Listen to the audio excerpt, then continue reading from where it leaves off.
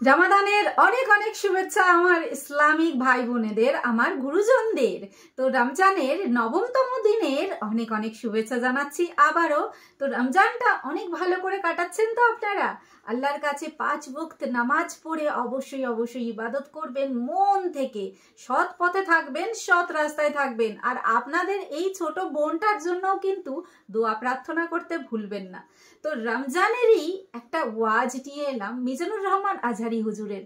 সত্যি বলছি, রমজানের এই ওয়াজটি আপনার জীবন কিন্তু পুরোপুরি পাল্টে দেবে। সো এই ভিডিওটি অবশ্যই অবশ্যই মনোযোগ সহকারে দেখবেন। আশা করছি ভিডিওটা আপনাদের অনেক ভালো লাগবে। আর রমজান মাস যেহেতু আল্লাহর কাছে ইবাদত করার মাস, সেই জন্য এই ধরনের ওয়াজগুলো, কোরআন শরীফ, এগুলো শুনেই কিন্তু দিন কাটানো উচিত প্রত্যেকটা আমার ইসলামিক ভাই বোনেদের। তাহলে চলুন সময় নষ্ট না করে শুরু করা যাক এই সুন্দর ভিডিওটা। তো ভিডিওটা অনেক লং বলে আমি দুটো পার্টে ভাগ করেছি, মানে এই ভিডিওটা আপনারা 2 ভাগে দেখতে পাবেন। প্রথমে আধা ঘন্টা, তারপরে আধা ঘন্টা, মোটমাট 1 ঘন্টার ভিডিও যেহেতু একসাথে দেখতে একটু অসুবিধা হতে পারে, সেই জন্য 30 মিনিট করে দুটো পার্টে আমি ভাগ করেছি। আর একদম কথা বলে আমি সময় নষ্ট করতে চাই না, শুরু করতে চাই এই ভিডিওটা। চলুন শুরু করি। ওযু করে সিজদায় লুটিয়ে পড়ে চোখের পানি ছেড়ে আল্লাহরে পাপের স্বীকৃতি দেন। আল্লাহ, এমন কোন জুলুম নাই, গুনাহ নাই আমি করি নাই, সগীরা কবিরা, জেনে না জেনে, ইচ্ছায় অনিচ্ছায়, শিরকি বেদাতি সব গুনাহ করেছি। আল্লাহ, আকাশের নিচে জমিনের উপরে আমার চেয়ে বড় গুনাহগার আর কেউ নাই। চোখের পানি ছেড়ে আল্লাহরে বলেন, আল্লাহ, আমি ছাড়া তোমার গোলামের অভাব নাই, তুমি ছাড়া আমার দ্বিতীয় কোনো রব নাই, তুমি ছাড়া তো কেউ আমার গুনাহ ক্ষমা করার নাই, তুমি আমার রব, তুমি আমার সব। বলতে পারবেন? এই তাকরীর আমার পটুয়াখালীর ভাই, এই স্বীকৃতিটা দেখতে আল্লাহ বড্ড ভালোবাসে, কারণ আমরা সবাই গুনাহগার। আমরা সবাই কি? বিশ্বনবী বলেন, কুল্লুকুম খাত্তাউন, বানি আদম, তোমরা সবাই পাপী। সবাই কি? সবাই পাপী। আমরা সবাই পাপী। আপন পাপের বাটখারা দিয়ে অন্যের পাপ মাপি। আমরা যে পাপী এটা ভাবতে মনে চায় না কারো, খালি অন্যের পাপ দেখি আমরা, এটা ভুল।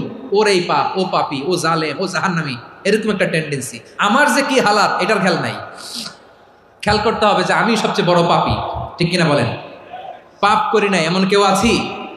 হ্যাঁ, আছি। কেউ না জানলেও জানে কি আমার পাপের ঘটনা? পৃথিবী না জানুক আমি তো জানি, আমি কি পাপ করেছি। হায় ও আমার কলিজার টুকরা ভাইয়েরা, মাথাটাকে নিচু করে জীবনের সব গুনার ফিরিস্তিগুলো একটা একটা করে স্বীকার করে আল্লাহরে বলেন, আল্লাহ, আমি পাপী। আল্লাহ, আমার চেয়ে বড় পাপী এই দুনিয়াতে কেউ নাই। আকাশের নিচে জমিনের উপরে আমার চেয়ে বড় পাপী কেউ নাই। একটা একটা করে আল্লাহ স্বীকার করি আমি পাপী। সব পাপের স্বীকৃতি দিলাম।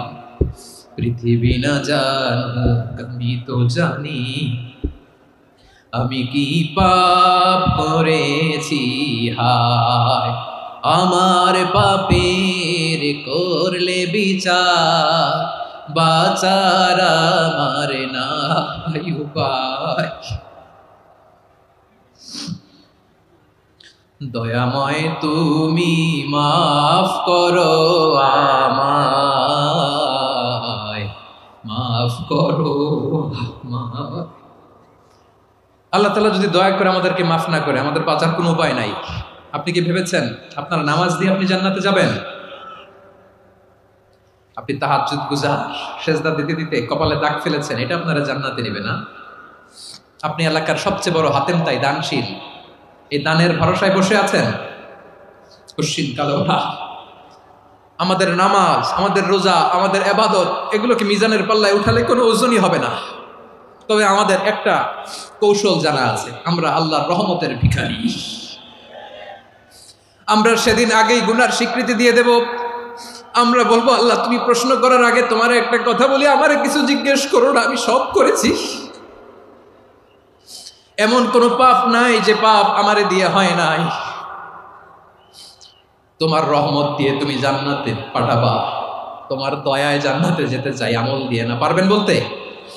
কিয়ামতের দিন আমরা বলবো, আল্লাহ, আমার আমল দিয়ে জান্নাত চাই না, আমি তোমার দয়া দিয়ে জান্নাত চাই। তোমার দয়া ছাড়া আমার কোনো উপায় নাই। কারণ আল্লাহ যদি বিচার করে, বাঁচার কারো উপায় নাই। আল্লাহ যদি বলে ফেলেন তুই এটা করলি কেন, ওখানে গেলি কেন, কোরআনে 1000 বার নিষেধ করলাম, তারপরেও এই পাপে জড়ালি কেন? এরকম প্রশ্ন ছুড়ে দিলে আমার উত্তর আছে? বাঁচার কোনো উপায় আছে? রোজ হাসরে হে আল্লাহ আমার করুণা বিচার, আল্লাহ করুণা বিচার, বিচার চাহি না তব দয়া চাই, এ গুনাহগার করুণা বিচার। আপনার আমল দিয়ে জান্নাতে যাবেন? কি দিয়ে যাবেন? আল্লাহর দয়া দিয়ে। আল্লাহর রহম আর দয়া ছাড়া কেউ জান্নাতের চেহারাও দেখতে পাবে না। চাইবো একজন সত্তার কাছে, আওয়াজ করে বলুন তিনি কে? একজন সত্তার কাছে চাইবে। বিশ্বনবী ওনার চাচাতো ভাই আব্দুল্লাহ ইবনে আব্বাস রাদিয়াল্লাহু তাআলা আনহুকে বললেন, ইয়া আব্দুল্লাহ ইবনে আব্বাস, হে আব্দুল্লাহ ইবনে আব্বাস, ইদা সাআলতা ফাসআলিল্লাহ, যখন চাইবে আল্লাহর কাছে যাও। ও আব্দুল্লাহ, যখন চাইবা আল্লাহর কাছে চাও।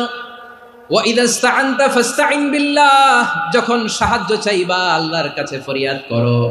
জেনে রেখো আব্দুল্লাহ, ওয়া আলাম আন্নাল উম্মাতা লাউ ইজতামাআত আলা আন ইয়ানফাউকা বিশাইইন লাম ইয়ানফাউকা ইল্লা বিশাইইন ক্বাদ কাতাবাহু আল্লাহু লাক। ও আব্দুল্লাহ, জেনে রেখো, মনে রেখো, গোটা বিশ্বের সবাই মিলে যদি তোমার উপকার করতে চায় ততটুকুই তারা করতে পারবে যতটুকু আল্লাহ তোমার নসিবে সেটা লিখে রেখেছে। ঠিক কিনা বলেন? আর যদি গোটা বিশ্বের সবাই মিলে তোমার বিরুদ্ধে কনস্পাইরেসি করে, ষড়যন্ত্র করে, গোটা বিশ্বের সবাই মিলেও যদি তোমার ক্ষতি করতে চায় ততটুকুই শুধু পারবে যেটা আল্লাহ তোমার জন্য বরাদ্দ রেখেছে। যতটুকু আল্লাহ তাআলা তোমার জন্য বরাদ্দ রেখেছে অতটুকুই ক্ষতি করতে পারবে, আর এক চুল বেশিও করতে পারবে না, কমও করতে পারবে না। চিল্লায় বলেন ঠিক কিনা? এজন্য আমরা চাইবো কার কাছে? সবাই বলেন নাই, আওয়াজ করে বলেন কার কাছে? সব সময় আমরা আল্লাহর কাছে চাইবো, বিপদে আপদে, সুখে দুঃখে, সচ্ছল অবস্থায় অসচ্ছল অবস্থায়, পরাজয়ের সময় বিজয়ের সময়, সব সময় আমরা ভরসা রাখবো কার উপর? সবাই বলুন। একদল লোক আছে যারা বিপদে পড়লে আল্লাহরে ডাকে, আছে না নাই? পটুয়াখালীতে মাশাআল্লাহ নাই। বিপদ আসলে আল্লাহরে ডাকে, বিপদ নাই আল্লাহও নাই। বিপদে পড়লে নামাজ পড়ে, বিপদও নাই নামাজও নাই। বিপদে পড়লে জিকির করে, বিপদ যখন চলে যায় ওদের জিকিরও বন্ধ হয়ে যায়। এরকম আছে না নাই? কিছু লোক দেখবেন পরীক্ষা আসলে নামাজ পড়ে। আছে আছে? জেনজি আওয়াজ করো, এরকম আছে? এই কমন পড়ে গেছে, কমন পড়ছে। দেখবেন পরীক্ষার সময় নামাজ পড়ে, পরীক্ষাও নাই নামাজও আছে। এরকম কিছু লোক আছে অসুস্থ হলে আল্লাহরে বড্ড ভালোবাসে, আল্লাহরে খুব ডাকে। অসুস্থ হইলে অসুস্থতাও নাই, আল্লাহ স্মরণও নাই। দেখবেন কিছু লোক নির্বাচন আসলে খুব আল্লাহওয়ালা হয়ে যায়। তখন দেখবেন মাথার মধ্যে হেজাব লাগায়, পাঞ্জাবি লাগায়, আল্লাহওয়ালা হয়ে যায়। নির্বাচনও নাই, এরপরে আল্লাহর কথাও নাই। আছে না নাই? না, এরকম হওয়া যাবে না। সব সময় আমরা আল্লাহরে ডাকবো, বিপদে আপদে সব সময় ভরসা রাখবো আমরা একজনের উপর। আওয়াজ করে বলেন তিনি কে? এ কথাই আল্লাহ তাআলা আমাদের চোখে আঙ্গুল দিয়ে জানিয়ে দিলেন, ফাইদা রাকিবু ফিল ফুলকি দা'আবুল্লাহা মুখলিসিনা লাহুদ্দিন ফালাম্মা নাজ্জাহুম ইলাল বাররি ইযা হুম ইউশরিকুন। আল্লাহ বলে একদল লোক আছে, তারা যখন নৌযানে চড়ে, জলযানে চড়ে, সাগরের মধ্যে যখন জাহাজে চড়ে, লঞ্চে চড়ে, তারা যখন তুফানের সম্মুখীন হয় তখন তারা আল্লাহরে বড্ড বেশি ডাকে, একান্ত ভাবে ডাকে, বিশুদ্ধ চিত্তে ডাকে। আবার তুফান থেকে তাদেরকে সেফ জোনে নিয়ে, নিরাপদ জোনে নিয়ে যখন বন্দরে আমি আল্লাহ তাদেরকে ভিড়িয়ে দেই, ওই লোকগুলো আবার আমি আল্লাহর সাথে শিরিক করে। এরকম আছে না নাই? জাহাজে উঠছে, সাগরের মাঝখানে তুফান, ওই সময় দেখবেন আল্লাহ কারে কয়। এই কথা তো আপনাদেরকে বোঝানো সহজ, আপনারা তো নদীর দেশের মানুষ। লঞ্চে চড়েন নাই কারা কারা? দেখি, লঞ্চে চড়ছেন? হ্যাঁ, লঞ্চে চড়ে নাই এরকম একজনও নাই এখানে। আচ্ছা, লঞ্চে উঠছেন কে কে? দেখি। মাশাআল্লাহ মাশাআল্লাহ মাশাআল্লাহ, ঠিক আছে, আপনাদের বোঝানো সহজ। আচ্ছা, লঞ্চে উঠে তুফানের সম্মুখীন হয়েছেন, জলোচ্ছ্বাস, সবাই? মাশাআল্লাহ। তো এই ওয়াজ তো আপনাদের মুখস্থ, ঠিক কিনা বলেন? আমার বলার দরকার নাই, বলেন।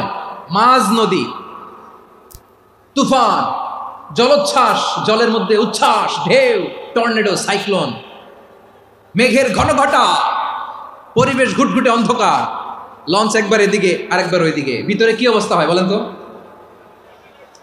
হ্যাঁ, তখন মুসলিম আল্লাহরে ডাকে, হিন্দু আল্লাহরে ডাকে, ঠিক কিনা বলেন? আস্তিক আল্লাহরে ডাকে, নাস্তিক আল্লাহরে ডাকে, ঠিক কিনা? লঞ্চের ভেতর, স্টিমারের ভেতর কান্নারে রোল পড়ে যায়, চিৎকারের রোল পড়ে যায়, সবার মুখ দিয়ে শুধু একটা আওয়াজ, লা ইলাহা লা ইলাহা লা ইলাহা সুবহানাল্লাহ আলহামদুলিল্লাহ লা ইলাহা। আল্লাহ নামের জিকির করবে যারা, আল্লাহর কাছে প্রিয় তারা, আল্লাহর কাছে প্রিয় যারা, জান্নাতে প্রবেশ করবে তারা, জোরে লা ইলাহা লা ইলাহা ইল্লাল্লাহ লা ইলাহা ইল্লাল্লাহ মুহাম্মাদুর রাসূলুল্লাহ সাল্লাল্লাহু আলাইহি ওয়াসাল্লাম। আমার প্রিয় পটুয়াখালীবাসী, তাহলে লঞ্চের ভেতরে যখন আমরা তুফানের মধ্যে পড়ি, তখন সবাই মিলে আমরা একটা নামের জিকির করি। নামটা কার?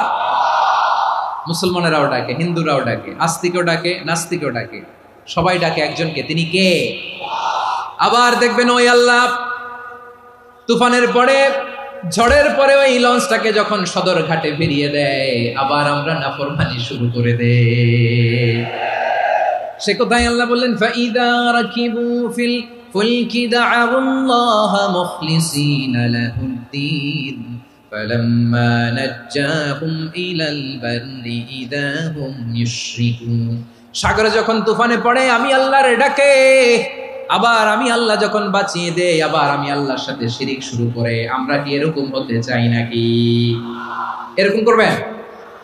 হ্যাঁ না, আমরা তুফানে পড়লেও আল্লাহরে ডাকি, আবার বাঁচায় দেওয়ার পরেও ডাকি কারে? আল্লাহকেই ডাকি। বিমানের মধ্যে মাঝে মাঝে দেখবেন যে এয়ার টার্বুলেন্স হয়, জানেন? এয়ার টার্বুলেন্স জানেন তো? মাঝে মাঝে বিমানটা বাউন্সিং করে, বাম্পি, ভেরি বাম্পি ওয়েদার। শুনেন নাই? 40,000 ফিট উপরে যখন থাকে, তখন পাইলট মাঝে মাঝে বলে, dear passengers, ladies and gentleman, right now we are flying 40,000 feet above the ground and we are passing very air turbulence, very heavy air turbulence right now. Please fasten your seat belt. দেখবেন মাঝে মাঝে বলে যে, ভদ্র মহিলা, ভদ্র মহোদয়গণ, আমরা 40,000 ফিট উপর দিয়ে যাচ্ছি আর এয়ার টার্বুলেন্স ফেস করছি, মেহেরবানি করে আল্লাহর রাস্তে সিট বেল্ট বাঁধুন। তখন বিমানটা এরকম বাউন্সিং করে, শেকিং করে। আপনারা মুখোমুখি হয়েছেন? ইদানিং এই এয়ার টার্বুলেন্স বেড়ে গিয়েছে। গত বছর আমার ইন্টারন্যাশনাল অনেকগুলো ফ্লাইট ছিল, তো আমি দেখলাম যে আগের ফ্লাইটগুলোর তুলনায় এখন এয়ার টার্বুলেন্স খুব বেশি। আমি একটু রিসার্চ করে দেখলাম, ক্লাইমেট চেঞ্জের কারণে, জলবায়ু পরিবর্তনের কারণে আকাশের বাতাসের মুভমেন্টে পরিবর্তন হয়েছে, ফলে এখন বিমান শেকিং করে বেশি, বাউন্সিং, বাম্পি ওয়েদার।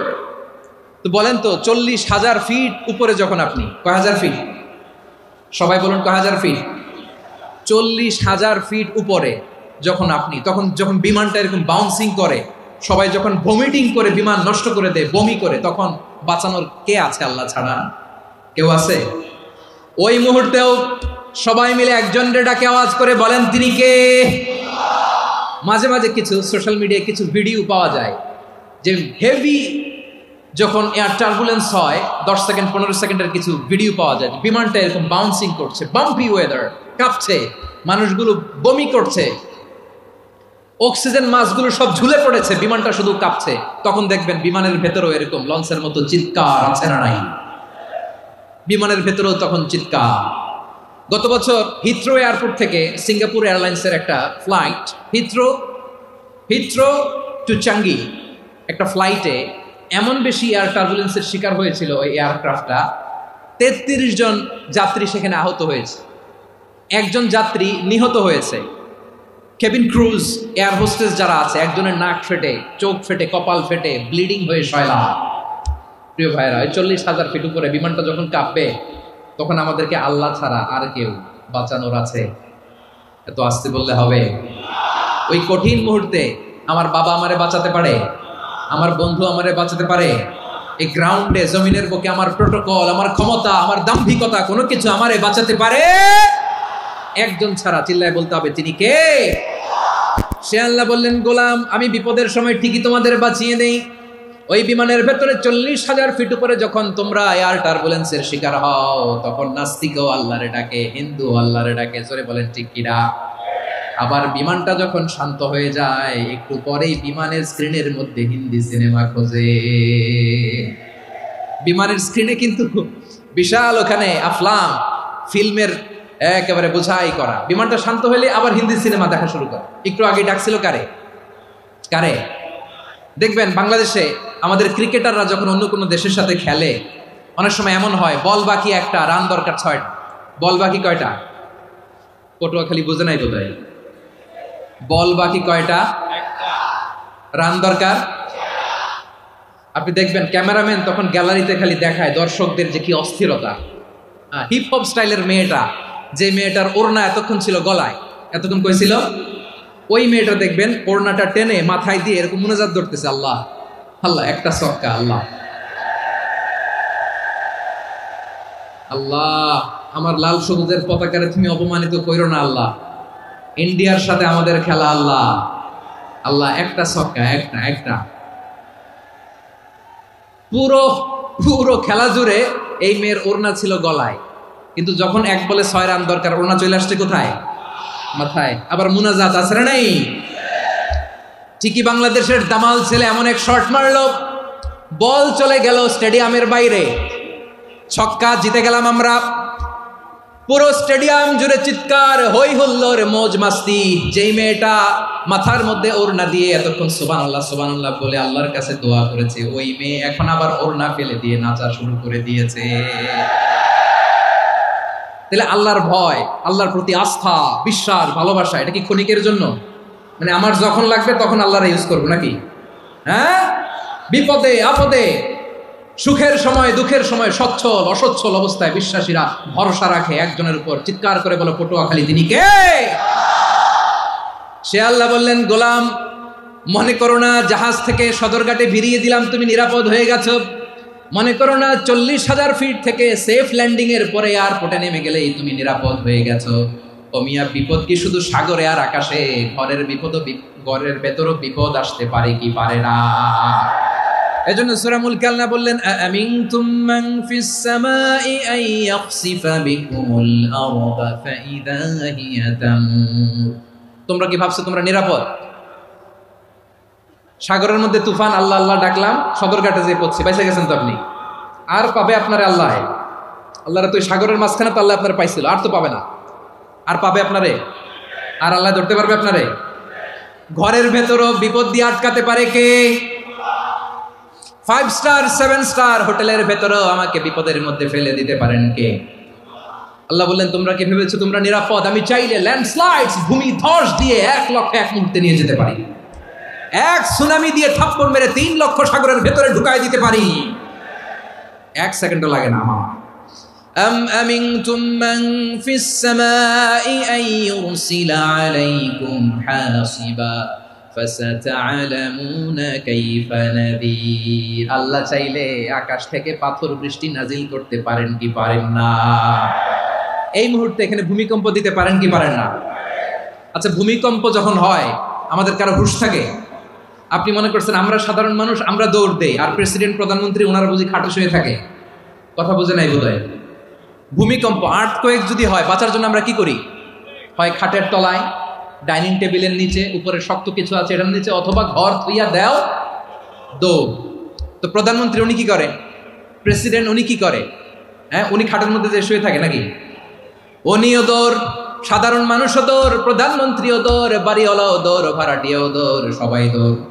নাকি ভাড়াটিয়ারা বাড়ি থুইয়া দৌড়, বাড়িওয়ালারা আর বেরোয় না? এরকম না। তাহলে যে কোনো মুহূর্তে ভূমিকম্প দিয়ে নাস্তানাবুদ করতে পারে কে? আমার প্রিয় ভাইয়েরা, আমরা নিরাপদ নই, আমরা তার দয়ায় বেঁচে আছি। কার দয়ায়?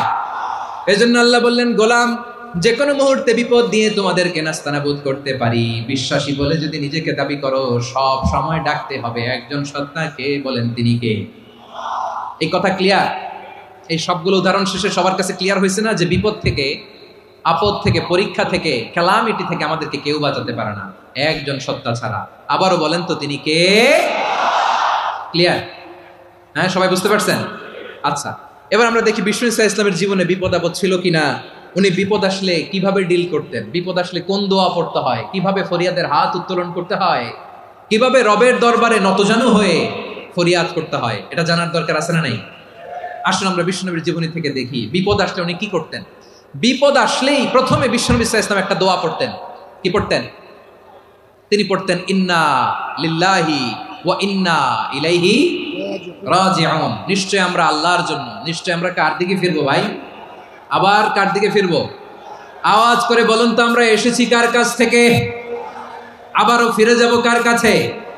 এই জন্য বিষ্ণুই পড়ছেন ইন্না লিল্লাহি ওয়া ইন্না ইলাইহি রাজিউন। নিশ্চয় আল্লাহর জন্য, ওই আল্লাহর দিকেই আমরা ফিরে যাব। তারপরে বিষ্ণুই পড়তেন আল্লাহুম্মা আজুরনি ফি মুসিবাতি ওয়াখলুফ লি খায়রাম মিনহা।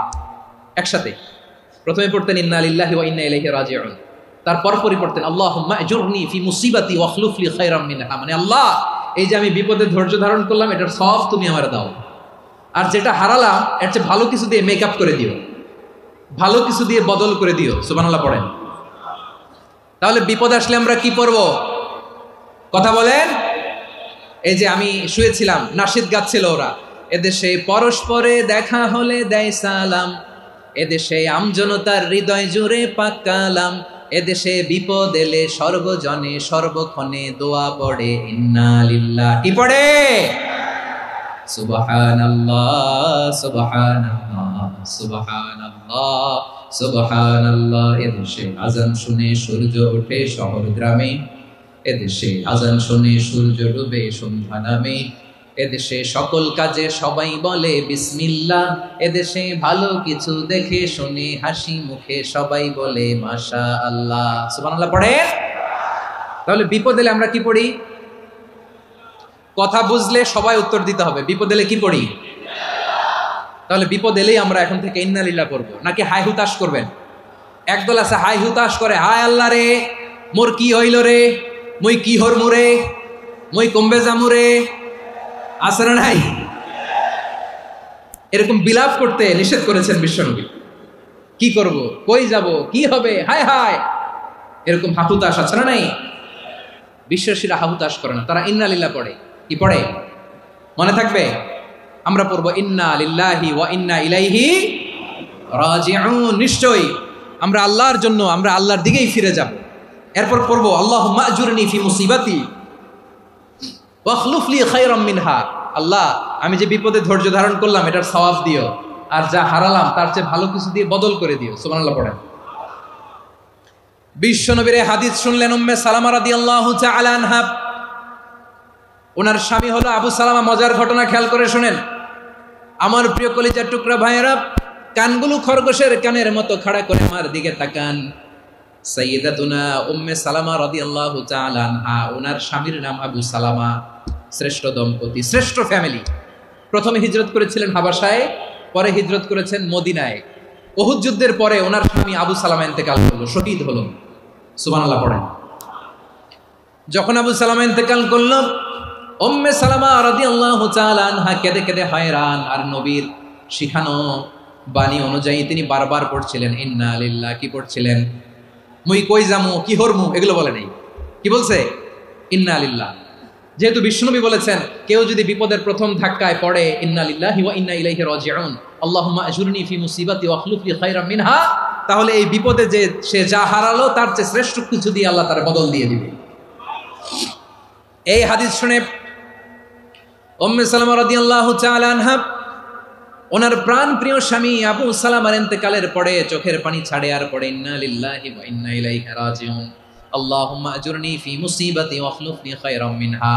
বারবার এই দোয়া পড়ে চোখের পানি ছাড়ে, এই দোয়া পড়ে চোখের পানি ছাড়ে, আর মনে মনে বলে আবু সালামার মতো ভালো মানুষ মদিনাতে নাই, আবু সালামার চেয়েও ভালো মানুষ মদিনাতে নাই। তার চেয়ে ভালো মানুষ কি করে আল্লাহ তাআলা আমারে দিবে, তার চেয়ে ভালো মানুষ তো আমি মদিনাতে দেখি না। চোখের পানি দিয়ে বুক ভাসায় আর নবীর হাদিসের উপর আমল করে পড়ে ইন্না লিল্লাহি ওয়া ইন্না ইলাইহি রাজিউন, ইন্না লিল্লাহি ওয়া ইন্না ইলাইহি রাজিউন। পড়তে পড়তে চোখের পানি ছাড়ে আর চিন্তা করে বিশ্বনবী বললেন, এই দোয়া পড়লে যেটা হারালাম তার চেয়ে ভালো কিছু দিয়ে আল্লাহ পুরস্কার দেয়। আবু সালামার চেয়ে ভালো মানুষ মদিনার মধ্যে আর কে হতে পারে? কি আজীব তামাশা, কি অবাক করা ঘটনা। কিছুদিন পরে দেখা গেল সাইয়্যিদুল মুরসালিন রাহমাতাল লিল আলামিন স্বয়ং বিশ্ব নবী উম্মে সালামাকে বিয়ের প্রস্তাব পাঠিয়েছে। স্বয়ং বিশ্ব নবী উম্মে সালামা রাদিয়াল্লাহু তাআলা থেকে বিয়ের প্রস্তাব পাঠিয়েছেন। উনি রাজি হয়ে গেলেন, বিয়ে হয়ে গেল, উনি হয়ে গেলেন উম্মুল মুমিনিন, আমাদের মা, পুরো মুসলিম উম্মার মা। চিৎকার করে বলেন আল্লাহু আকবার। তাহলে আমার প্রাণপ্রিয় ভাইয়েরা, বিপদে পড়লে আমরা পড়বো ইন্না লিল্লাহি ওয়া ইন্না ইলাইহি রাজিউন, আল্লাহুম্মা আজুরনি ফি মুসিবাতি ওয়াখলুফ লি খায়রাম মিনহা। পড়বেন? পড়বেন না? যারা যারা বিপদ আসলে এই দোয়াটা পড়বেন এখন থেকে, আওয়াজ করে ইনশাআল্লাহ বলেন। যা হারাইছেন তার চেয়ে শ্রেষ্ঠ জিনিস দিয়ে বদলা দিবে কে? বিশ্বাস হয়? একটু সন্দেহ লাগে মনে হয়, একটু সন্দেহ আছে? যাদের বিশ্বাস হবে তাদের কি আল্লাহ উত্তম বদলা দিবে, ঠিক কিনা বলেন? তাহলে বিপদে পড়লেই প্রথমে আমরা এটা পড়ব। দোয়াগুলো যদি এখন মুখস্থ না হয়, এই যে রেকর্ডিং হচ্ছে, পেয়ে যাবেন, কালকেই পেয়ে যাবেন। শুনে শুনে মুখস্থ করবেন। আমার মায়েরা, আমার বোনেরা, আপনাদের জন্য 3টি মাঠের অ্যারেঞ্জমেন্ট করা হয়েছে, আমি জানি। আপনারাও এই দোয়াগুলো পড়বেন, আপনার স্বামীকে শেখাবেন, সন্তানকে শেখাবেন, আপনার পুরো পরিবারটাকে জান্নাতের টুকরো বানিয়ে দিবে কে? তাহলে বিপদ আসলে প্রথমে কি পড়তে হবে এটা জেনে গেলাম। এরপরে বিপদ আসলে নিজেকে কি করে আল্লাহর কাছে সঁপে দিতে হয় এটাও জানার দরকার আছে না নাই? বিপদে প্রথমে ইন্না লিল্লাহ পড়লাম, ধৈর্য ধারণ করলাম, বিপদ থেকে উদ্ধারের সর্বোচ্চ চেষ্টা করলাম। আমার কাজ যখন শেষ, তখন আমি আমার এই বিষয়টা আল্লাহর কাছে সঁপে দিব। কার কাছে সুপর্দ করব? কার কাছে? বিপদে বললে কেমন করে নিজেকে আল্লাহর কাছে সঁপে দিতে হয়, আসুন সাইয়েদনা ইব্রাহিম আলাইহিস সালামের জীবনী থেকে জানি। আল্লাহর খলিল ইব্রাহিম আলাইহিস সালাম আমাদের মতো সমাজ ব্যবস্থা পায় নাই। আমরা জন্মের পরে আমাদের কানের ভেতরে আজান দিয়েছে কে? একামত দিয়েছে কে? আমাদের বাপদাদারা আমাদের কানে আজান দিয়েছে কি দেয় নাই? আমাদের জন্মের পরেই তো আজান, একামত, বাড়ির পাশে মসজিদ, প্রতিদিন আজান, জুমার খুতবা, প্রতি মাসে মাসে তাফসিরুল কোরআন মাহফিল, মসজিদ, মিনারা, অভাব নাই, ঠিক কিনা বলেন? আপনি যেই সুন্দর ইসলামিক এনভায়রনমেন্ট পেয়েছেন, আমাদের ইব্রাহিম খলিল উনিও কি এরকম পেয়েছিলেন? হ্যাঁ, উনি জন্মের পর পরে ওনার কানে আজান দিয়েছে কেউ? আমার প্রিয় ভাইরা, আগা গোড়া একটা শিরকি পরিবেশ উনি জন্মগ্রহণ করেছেন। উনি ছাড়া ওই তল্লাটে একজনও আল্লাহর উপর বিশ্বাসী নয়। কল্পনা করতে পারেন? গোটা তল্লাটে, গোটা দেশে বিশ্বাসী মুমিন, আল্লাহর উপর বিশ্বাস স্থাপনকারী কয়জন? সবাই বলেন কয়জন? বাকি সব মুশরিক। বাকি সব মুশরিক নিজের সাথে নিজে শক্ত বোঝাপড়া করে, অ্যানালজি করে, সেলফ কনভারসেশন করে উনি মহা সত্যের সন্ধান পেয়েছেন। উনি আকাশের তারা দেখে ভাবে মনে হয় এটাই আমার খোদা, পরে দেখে তারা নাই, মনে মনে বলে না তাইলে এটা না। আবার চাঁদ দেখে বলে চাঁদটা বড় মায়া লাগে, মনে হয় এটাই আমার রব, পরে দেখে চাঁদও নাই, কয় না এটা না। এরপরে দ্বি প্রহরের জলজলে সূর্যটা খাঁ খাঁ করে গোটা পৃথিবীটারে রৌদ্র দিয়ে তাতিয়ে রাখে। তিনি ভাবলেন মনে হয় এটাই আমার রব, কারণ এটাই তো সবচেয়ে বড়।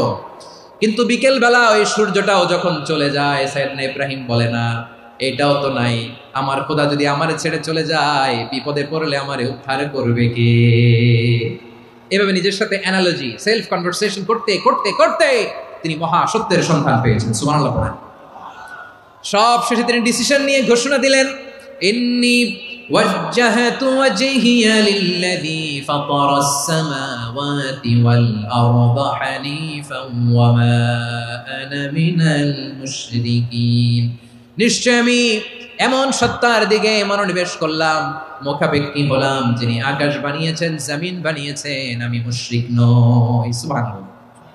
পারতেন? আপনি পারতেন? কেউ নাই, লক্ষ লক্ষ মুশরিক, আপনি একা। ওনার মতো এরকম বিচক্ষণতা দিয়ে আল্লাহরে খুঁজে পাইতে পারতেন আপনি? কি নবী ছিল, আল্লাহকে খুঁজে পেয়েছে। যখন আল্লাহর ইবাদত শুরু করলো, এই কথা ছড়ায় পড়লো চারদিকে। নমরুদ সাইয়েদনা ইব্রাহিমকে ডেকে পাঠালেন। নমরুদ বলে, ইব্রাহিম তুমি নাকি মূর্তির পূজা না করে কোন নতুন রবের ইবাদত করো, কে তোমার রব? সাইয়েদনা ইব্রাহিম বললেন, রব্বি আল্লাযী ইউহয়ী ওয়া ইউমীত, আমি এমন রবের ইবাদত করি যিনি জীবন দেন, যিনি মৃত্যু দেন।